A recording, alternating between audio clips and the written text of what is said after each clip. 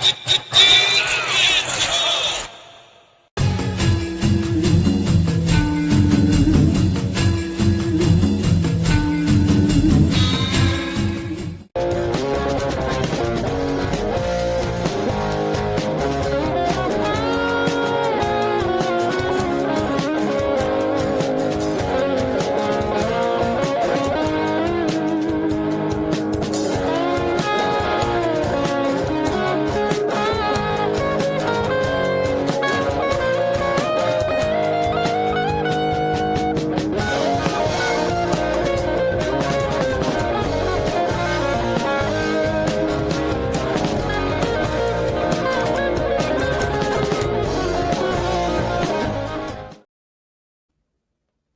what's up, everybody? Welcome back to the Media Mania Podcast. I'm your host, the Media Maverick, Mike Weldon, and today I'm joined by young Lurch of Blaze the Bingo Hall Podcast. What's up, Lurch? What's going on, man? How are you feeling? Appreciate you for allowing me to come on here and talk my shit. I'm feeling oozy, man. I'm feeling oozy. Okay, I like it. So tell us a little bit about you and how Blaze the Bingo Hall came to be. Wow. So I'm a lifelong wrestling fan. I kind of grew up around the business. My dad was an independent wrestler. So I've seen a lot of, behind the scenes things. And the past few years, I'd, always talking about wrestling, in one way or another. And I kept hearing people basically say, you should start a podcast, whatever. And I just kept brushing it off.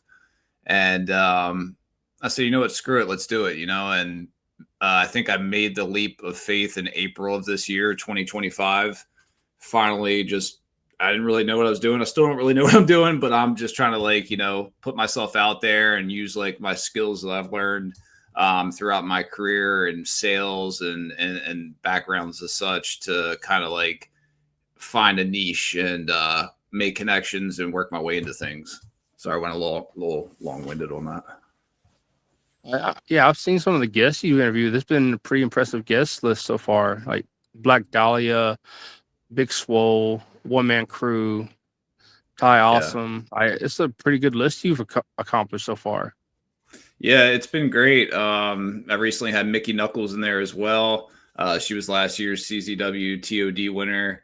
I was rooting for her to win this year. I just actually went to TOD 22, so that was an experience as well. But yeah, it's been great to hear these wrestlers, and not only wrestlers but music artists, just people that I may know that I feel like have a interesting story, just to be able to bring them on and highlight them and promote them and kind of show another side of them that you might not know about a wrestler that may be your favorite or someone that you've never heard of previous. So that's kind of my intention, and just watching it grow and seeing where things go from there. Yeah, one of my favorite interviews I've seen you do so far, I didn't know this about her, but with Black Dahlia, I heard about her, but until I saw your interview, I didn't know what she had been dealing with. I didn't know she had the CRPS. Yeah, that was heavy. That was definitely a heavier episode than I expected. And that's kind of why I wanted to bring her on, because I knew there was another side of her that people don't really see. And yeah, she puts it out there, but people kind of look at her yeah, she has OnlyFans. Yeah, she's, sex sells and this and whatever. But there's a whole nother side of that girl that people, I don't think, got to see until, she kind of came onto my platform, and she's all over the place. So she's constantly trying to spread her message about the CRPS.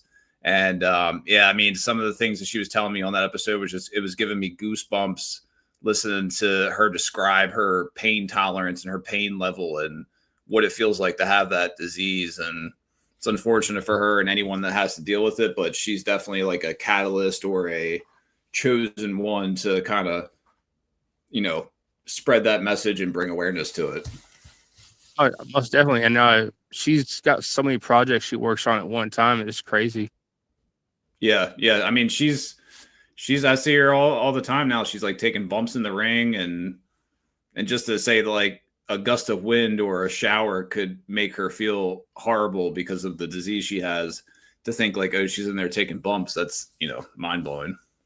It is. out of all the people you have interviewed so far, who has been your favorite so far? Wow. There's been a few favorites, and there's different reasons why. I would say Big Swole was one of my favorites just because of what she's gone through and what I've gone through with having Crohn's disease. She was, at the top of her game in AEW with active Crohn's disease, and it's not something to play around with. If anybody knows, it's an inflammatory bowel disease, and it tears people apart. The type of pain that you're in. That was another reason I was able to relate to Black Dahlia. She was another one. She kind of, like I said, gave me chills at certain parts of the interview. Mickey Knuckles, great to talk to her. Like I said, that's what I like to find out is the other side of these people. So being able to connect with them, and when I hear something about them that I do a lot of research when I try to bring someone on. Just what can I find out? Kind of like a little Nardwuar type of aspect to it. But someone like Sean Carlson, where he tells me that his dad left his mom after 30 something years of marriage because she was diagnosed with dementia.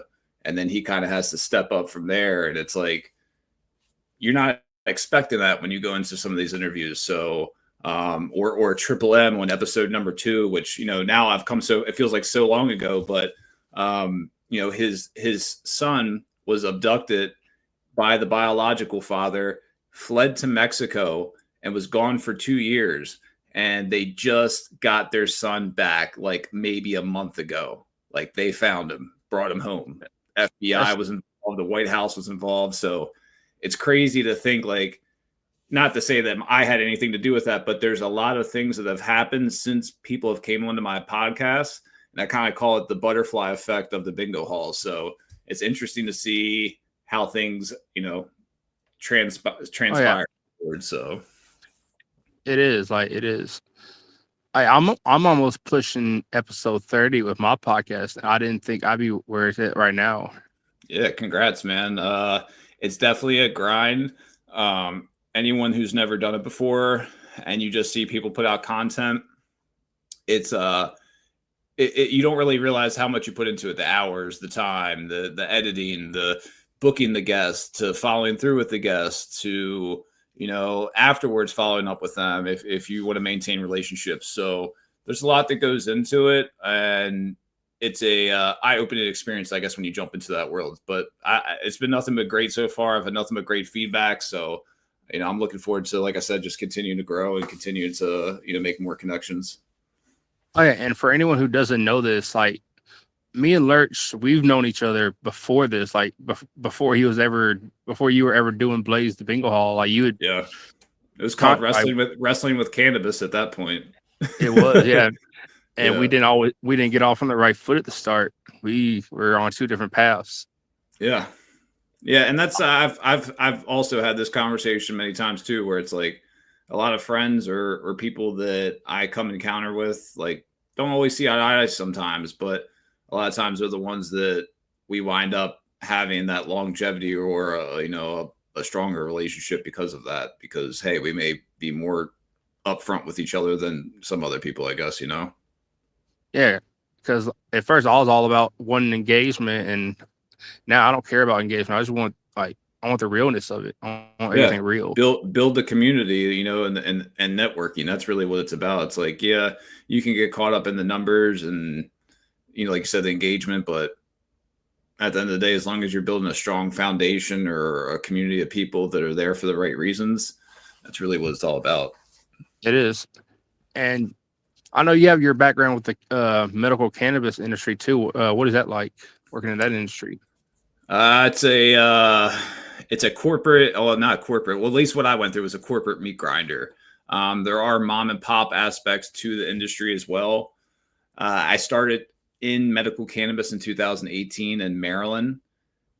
Before that, I had only did sales and laboring type jobs, but I wanted to get into something that I loved, and it was just starting off in that state, So I started off in the ground level, post-harvest trim associate, not making much money at all.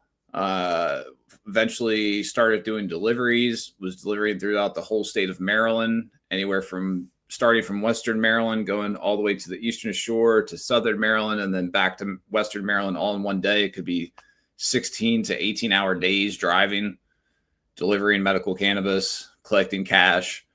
And I moved up from that position to the executive level wholesale side of things. And yeah, it's been a great experience. I wouldn't trade it for the world. Even the way that I came in and from the ground up, like it's kind of like it's like a badge of honor or stripes that people can't really take away from you. You know what I mean? Because you've seen things and done things that a lot of people would die to be able to get into the grow and have a tour of the grow. And I've seen so many grows. I've seen so much product. I've seen so much money. It's just like you become desensitized to it. But as long as you're in this industry or in the medical cannabis industry or cannabis industry in general for the right reasons, you'll be fine, because it needs more good people, more wholesome people that, you know, like I said, want to be in there and help people and be about the patients versus sometimes that can get lost in the mix of things. Yeah, and I've seen so much with the cannabis industry, like with Martha Stewart and Snoop Dogg. They made that like whole cookbook, like for cannabis. Yeah. It was amazing to see that. There's so many celebrities that the companies will use their likeness to, you know, help sell their products, like, you know, Mike Tyson or Snoop Dogg or Ric Flair, something like that. They're trying to, hey, we'll pay you X amount just to have your name and face on our stuff, and you might like it, you might not. Some of these celebrity endorsers, they do indulge in the product and they do care what they put their name on, but then others, it's just a payday. You know what I mean? So sometimes, like Snoop Dogg, I think he just collects, you know, like when he has Snoop Dogg Skechers and you know, Snoop Dogg flavored water and sodas and stuff. It's like anything they throw at him, he's just going to slap his name on. So sometimes you got to stay away from that kind of stuff. But, you know, as long as you know the brands, you know the products, it's usually some good stuff. So what is the wrestling scene like in Maryland? I know it's a different thing out there.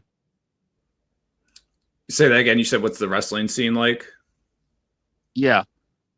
So actually, I'm close to Maryland. I'm on the eastern panhandle side of West Virginia. I am from Maryland originally. I'm from Baltimore. But the most prominent independent in Maryland would be MCW, which would be Maryland Championship Wrestling. They've been around for a long time. Before them, it was MEWF, which was kind of, they were running at the same time. And there are a few other promotions around that run in Maryland, but it's a selective bunch, because there is an athletic commission in the state of Maryland. So it makes it harder, and it kind of weeds out maybe smaller end promotions from being able to kind of compete, because they don't have the capital to do that. So yeah, that's kind of about the Maryland scene right now. Like I went to a Maryland show. I went to 2 Maryland shows actually this year, believe it or not, now that I think about it. I went to GCW Maryland when they went there for the first time, GCW. And then I also went to an MCW show for the first time in probably over 15 years or so, at least.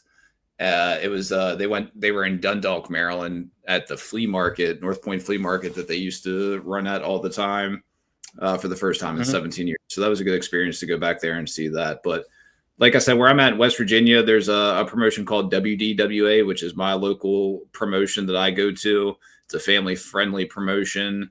I like going there. They run almost every 2 weeks to at least maybe like once a month. And then recently I got connected into POR Stunts, which is out of Virginia.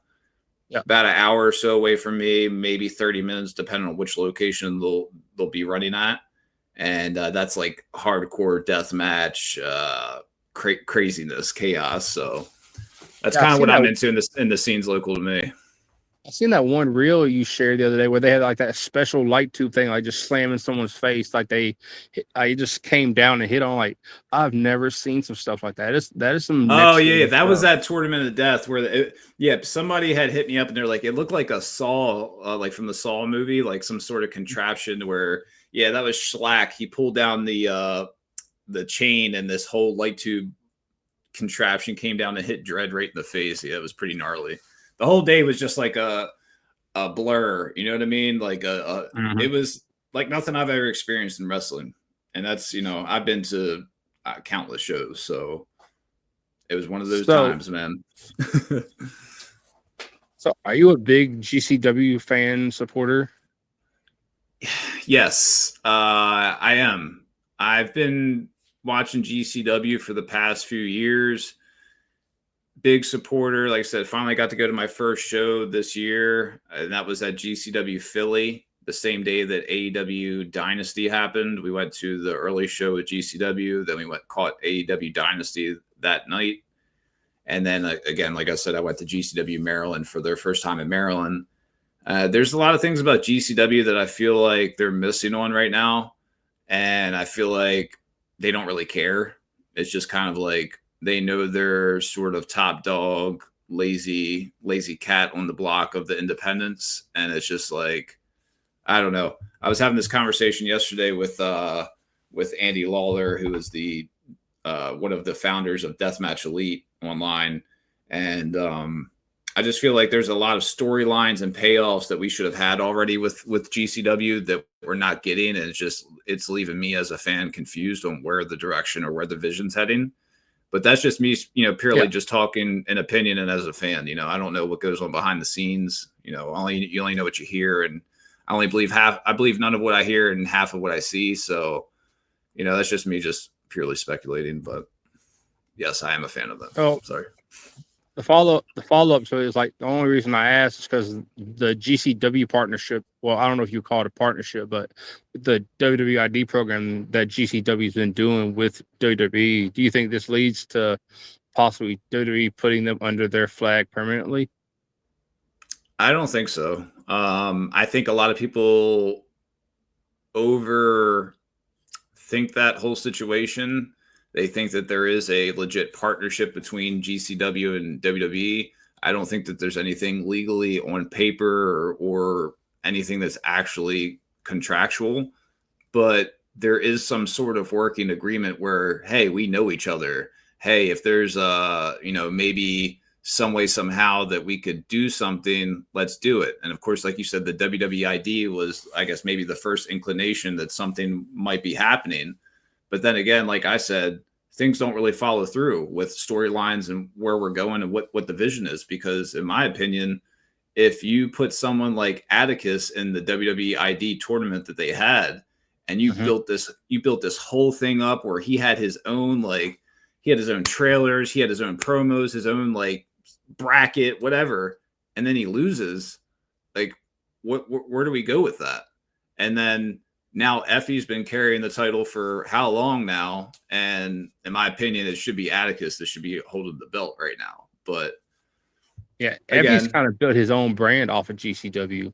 Yeah. And, he has Effie's, big gay brunch and, just like kind of Joey Janela has the spring break thing, and a few others have their own type of thing as well, blood sport, NGI stuff like that. But, that just means that they're more of, sort of pillars or people that work a little bit more closely with Brett and GCW to where, those are guys that he wants to put over. That's fine. Every promoter has that. Every promoter has their guys or the people they like that the fans are just like, oh, I don't understand. Why does this person keep winning? Why does this person keep getting booked? Well, you don't know what they do behind the scenes, because sometimes that might make a huge difference on how or why they get booked or what's going on.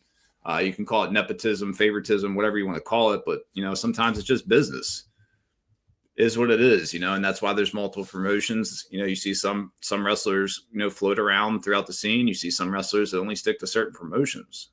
And sometimes those are for specific reasons. So one of the biggest things I thought was kind of cool was when Matt Cardona first got released from WWE. He went and basically reinvented himself, and I didn't think he'd fit in GCW, but man, he went in there and he made himself known there. I love that. I love when, and a lot of people hate that a lot, especially now, because I guess it has been overdone a little bit or whatever. And they hate on GCW for bringing in WWE guys. But if you can use them, if you can squeeze some of that say, star power that they have coming from a WWE and get that rub, do it. Mm-hmm. You know, and if you can get something that like blossomed organically out of Matt Cardona when it was probably just supposed to be a one-off type thing. Hey, he just got released. Let's bring him in. Let's see what happens. And it just caught wildfire, and the whole Nick Gage thing happened, and it really turned GCW up a lot. You know, turned them up a few notches. So it did. Yeah, and then I think kind of right now they have that same sort of thing going. You know, not nearly what that was, but you know, with Killer Cross, you have Killer Cross right now. Everyone's wondering how they're going to use him, what's going to happen, whatever. And when he made that, you know, return recently at Homecoming, people lost their mind. After that match, Shotzi had me dying when Cross said, "I feel like I'm gonna drink your blood." Then Shotzi said, "You're gonna get fucked in the ass, raw dog style." Then he's gonna drink your blood. I'm like, Shotzi, you did not. I pulled a whole Booker T. Tell me you did not just say that. Yeah, I think that just comes from, you know, them having fun. You know, the chains are off. You know, they're able to kind of like let go and be themselves and say what they want. It's always fun, and when you get to see a performer and an artist like them get to perform their art, you know, do their thing. So it was. Have you bought Cross's book? I haven't. I almost did, but I did not. But I do want to go ahead and get that one. I did recently just get the Mickey Knuckles one and start at that, so that's been interesting. I have Cross's book. I hope to get him to sign it sometime. Yeah, I was thinking the same thing, because you can buy the signed version and you can buy the regular version, but I didn't see him like coming around my way anytime soon. But yeah, I would definitely love to give that a read. I heard it's really good, and I've watched, of course, the documentaries that he's put out on YouTube since he's been the one while he was still there, the one when he got released. So they've been pretty interesting as well.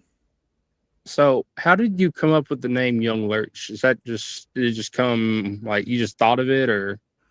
No, it was actually given to me. It wasn't something that I came up with, so it was kind of easy for me to pick that when I started this podcast. And I don't have a problem using my regular name, and even when I introduce myself to people, I usually tell them, "Hey, my name's Zach." Sometimes I'll tell them, "Hey, Lurch," or whatever, but I always feel weird, like, "Hey, my name's Young Lurch," because it's not something that I gave myself.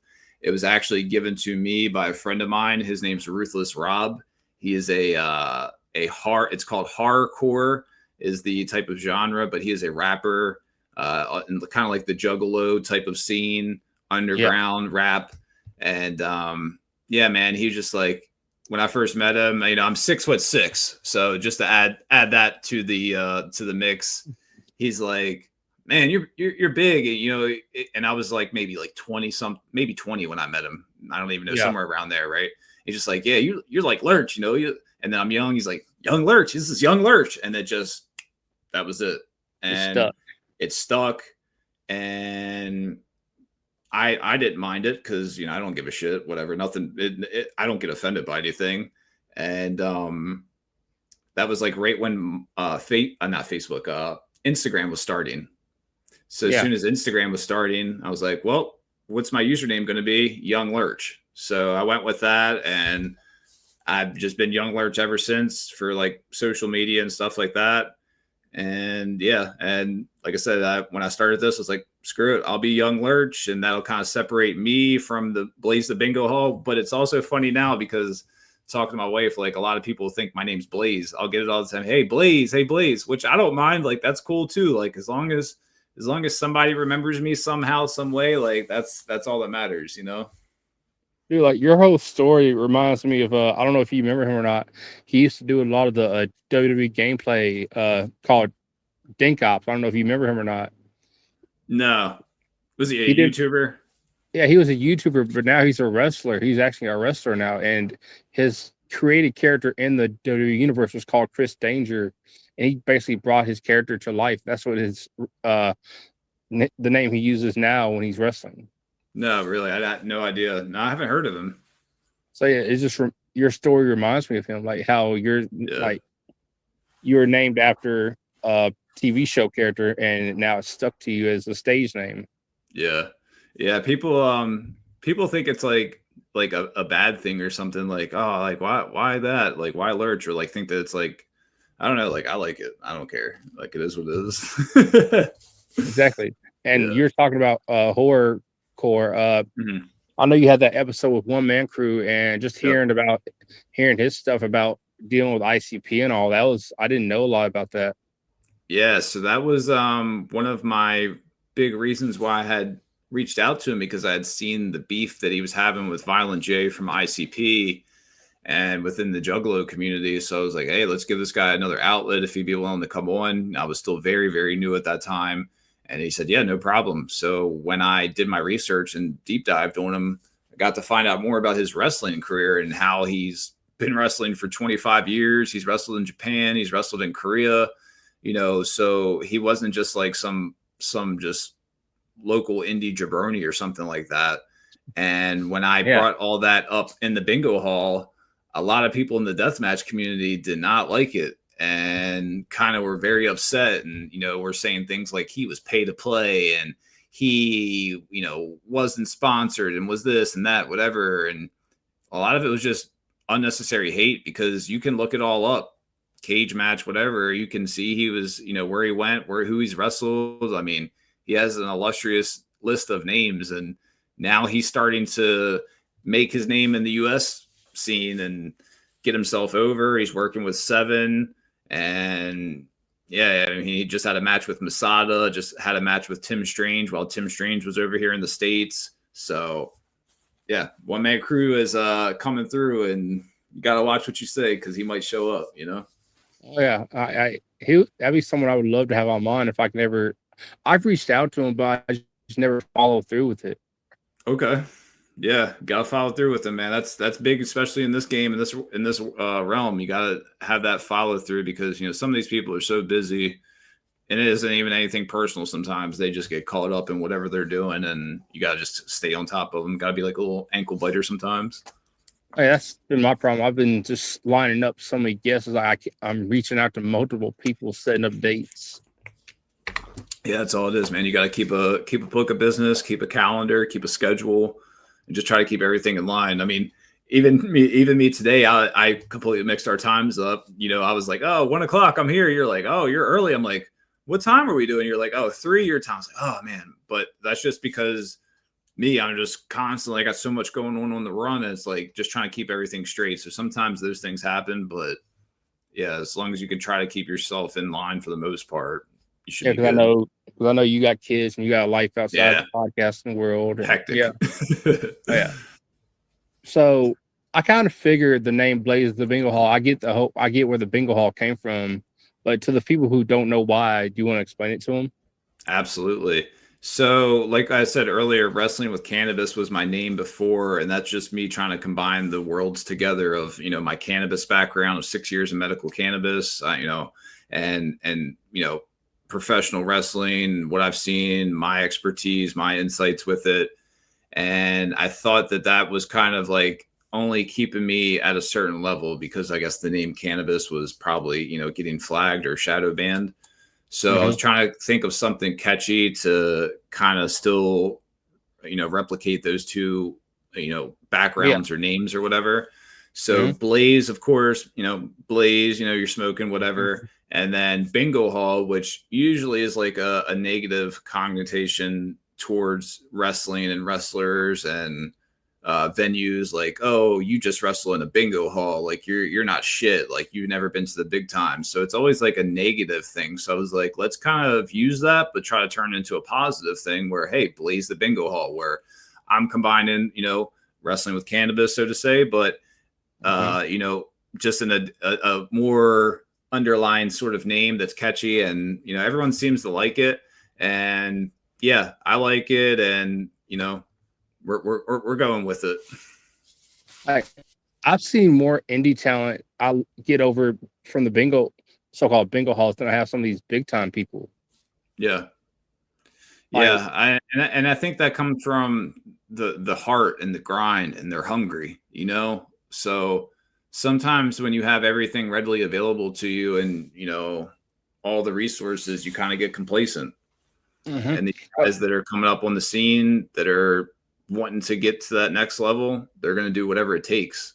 They're going to put their body through it. So they're going to grind. One of the guys I'm really big on right now is Ben Bishop. Like he's really got my attention. Yeah, Big Ben. I got to meet him this year as well.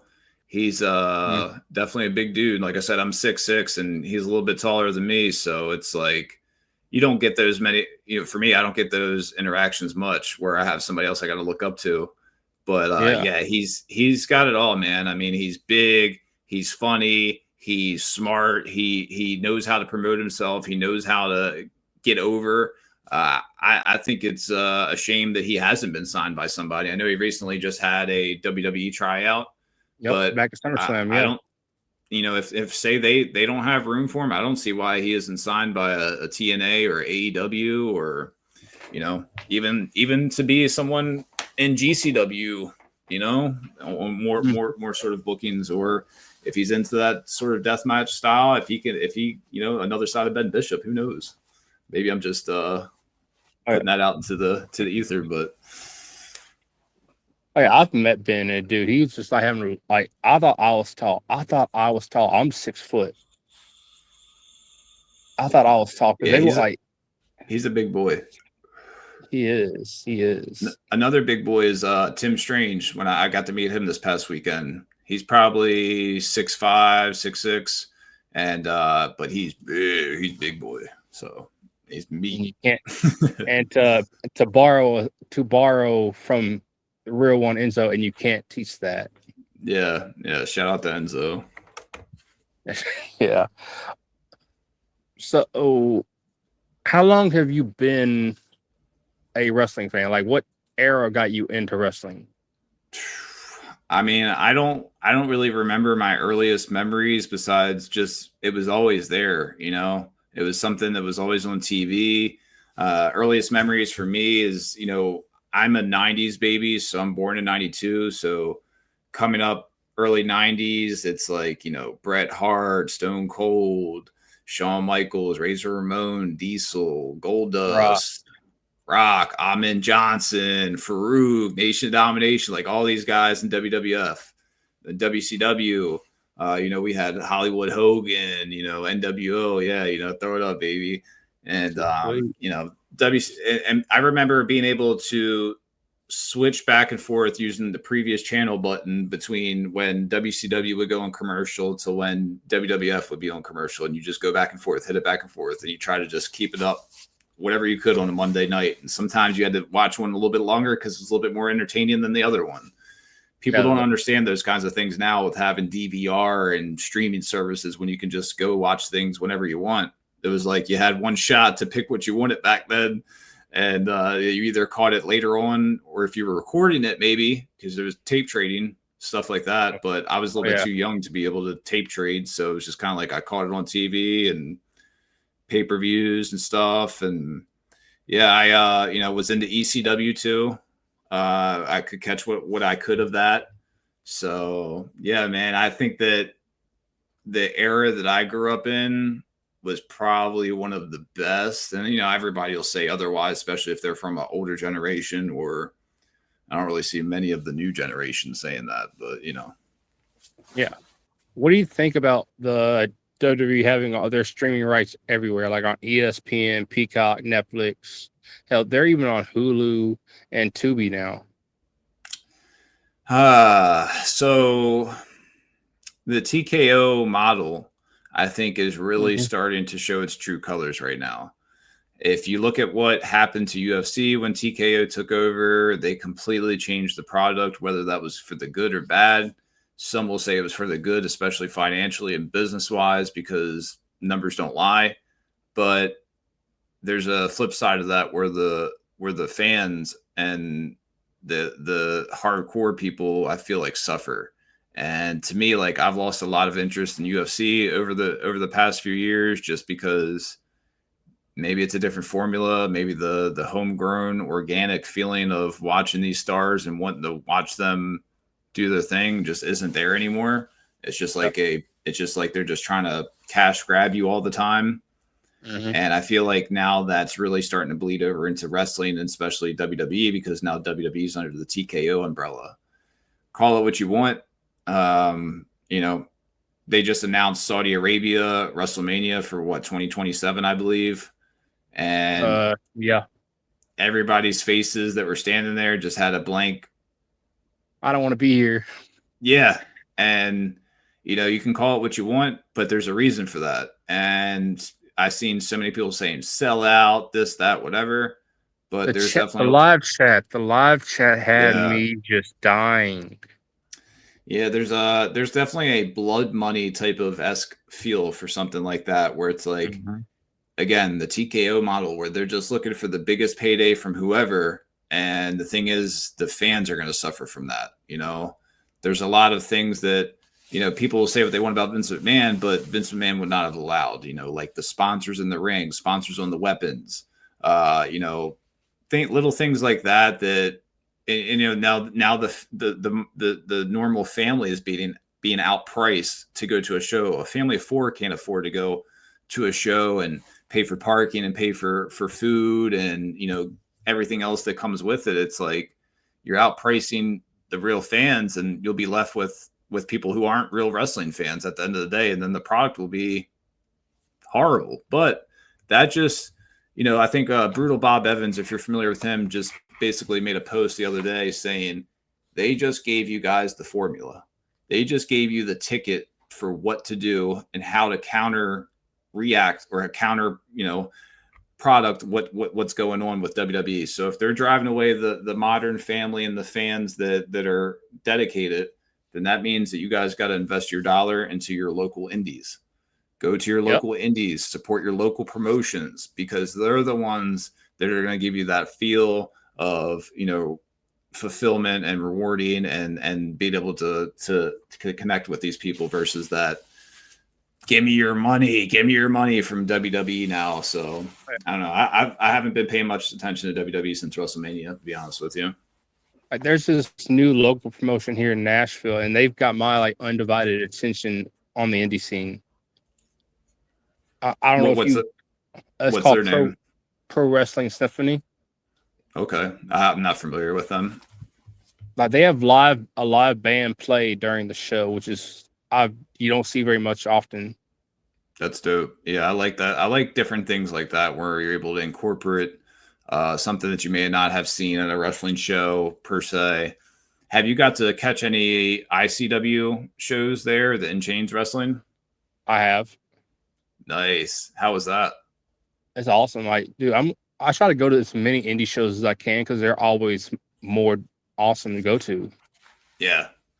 Yeah, and that's the thing. You're able to connect with these people, get to know these people. That's the best thing for me, especially with doing this. When I'm able to connect with these people, and let's say I may not have been a fan of theirs necessarily beforehand, but because you get to know their story, you get to know them, you get to see their reason why, it then becomes oh shit, now I got to ride for this person. So it's a cool thing, especially when you get to know them personally, Oh yeah. I don't know Big Ben personally, but just from what I see from him from social media, this dude needs to be somewhere. He needs to be signed somewhere. How is he not?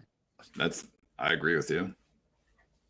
I'm loving he's doing this whole Tribal Keith thing right now on social media, and it's just hilarious. Yeah, all his skits and stuff that he does, like the Bob Furio and all that, they're hilarious. The Shindy promoter. Yeah, it's how are you not signed from somewhere? How? Yeah. Hey, I mean, there's so much talent out there. There's so much talent out there. There's so many people out there. So it's he's doing what he's doing. He just got to keep doing what he's doing. Just keep setting yourself aside, keep being yourself, and eventually it'll pay off. That's hopefully the goal, but yeah, he's a unique one because it's no one looks like him. So no. How many other guys are 7 foot or close to 7 foot that are able to do what he does? Not many, not anymore, at least. No. There is one promotion. I don't know if you watch it. I've caught a couple of their shows on pay-per-view when I've bought them. It's Scott D'Amore's new promotion, Maple Leaf. I don't know if you've watched it or not. I have seen some of their stuff, yes. Have you seen what's been going on with them the last couple of days? No, I haven't. I did see that their name was in the headlines, but I didn't know what exactly it was about. So from what I've read, this is from other dirt sheets. Apparently, Scott D'Amore's promotion, TNA no longer wants to work with them because Scott D'Amore is also using AEW talent, and since TNA is basically now under the WWE umbrella.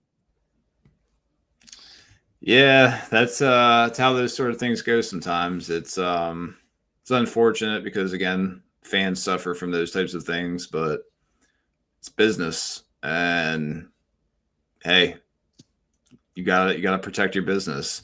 And I think that Scott D'Amore is an excellent mind for the business. Every time he touches something, I think it's gold. I think before he started the Maple Leaf promotion, there was a chance that I thought he was going to go to AEW, and I thought that could have been what AEW really needed to turn things around at the point that they were at.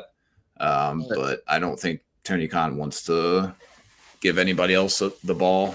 So he likes to keep the ball in his own court. Yeah, he does. He does that for sure. Well, I appreciate you taking the time. I didn't want to keep you very long because I know it's on a Saturday and you probably got other things you have to do. Hey, I appreciate you, man. Like I said, I'm glad to come on, share my story. Thanks for having me. And anybody that wants to check me out, it's Blaze the Bingo Hall, TikTok, Facebook, Instagram. Thank you. Yeah, there you go. Yep. Also, YouTube, like and subscribe. Hit me up on Instagram. That's probably the best way to get a hold of me. And who knows where things are going to wind up. I feel like there's a lot of things about to happen. A lot of great interviews coming up. And yeah, I'm looking forward to it. And again, I appreciate you for having me. I would definitely have to put you on another episode to see how far we've come from now. Hey, let's do it. Well, thank you all again for catching this episode. As always, I'm the Media Maverick. This has been Young Lurch of Blaze the Bingo Hall, and I'll catch y'all on the next one. Peace.